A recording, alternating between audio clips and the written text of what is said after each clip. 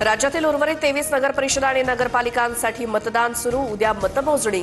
राज्यात 9:30 वाजेपर्यंत 7.33% मतदान। शिंदेंच्या सेनेनं अंबरनाथमध्ये हजारोंच्या संख्येनं बोगस मतदार आणल्याचा भाजप आणि काँग्रेसचा आरोप। 200 जण पोलिसांच्या ताब्यात।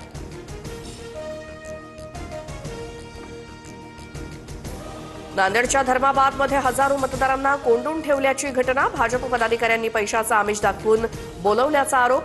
भाजप आमदार राजेश पवारांचा छायाचित्र असलेल्या गाडीतनं पदाधिकारी पळून गेल्याची माहिती। अजित पवार आणि तटकरेंची रात्री फडणवीसांसोबत तासभर बैठक। अनेक ठिकाणी अजित पवारांची एनसीपी स्वतंत्र लढण्याच्या भूमिकेत। युती नाही तिथे स्थानिक पातळीवर पवारांसोबत युतीचे संकेत। सूत्रांची माहिती।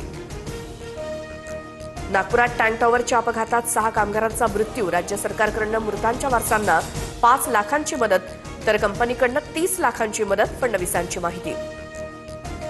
ठाणे पालिकेत भाजपची शिवसेनेकडे 131 पैकी 48 जागांची मागणी। भाजपनं मागितलेल्या जागांपैकी अनेक जागा सेनेच्या उमेदवारांच्या तर शिवसेनेकडूनही भाजपच्या सिटिंग नगरसेवकांच्या जागांची मागणी। ठाकरेंच्या बालेकिल्ल्यात भाजपची स्ट्रॅटेजी। लालबाग परळ दादरसह माहीम भायखळा आणि वरळीत शिंदेंची शिवसेना आणि भाजप समान जागा लढणार। दोन्ही पक्षाकडून ठाकरेंच्या बालेकिल्ल्यात वर्चस्व वाढवण्याचा प्रयत्न।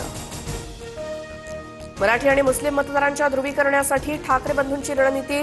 ठाकरे बंधू जागा वाटपाचं सूत्र ठरवताना मराठी मुस्लिम फॅक्टरला प्राधान्य देत असल्याची सूत्रांची माहिती।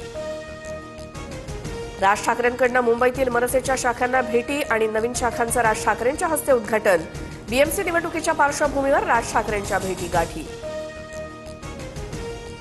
आमदार खासदार आणि नेत्यांच्या कुटुंबातील असक्रिय सदस्यांना तिकीट देऊ नका। कार्यकर्त्यांना संधी द्या। नातलगांना नाही। भाजप आमदार संजय उपाध्याय यांचं मुख्यमंत्र्यांना पत्र। भाजपनं 24 तासात निर्णय बदलला। नाशिकात राहुल ढिकले पुन्हा निवडणूक प्रमुखपदी।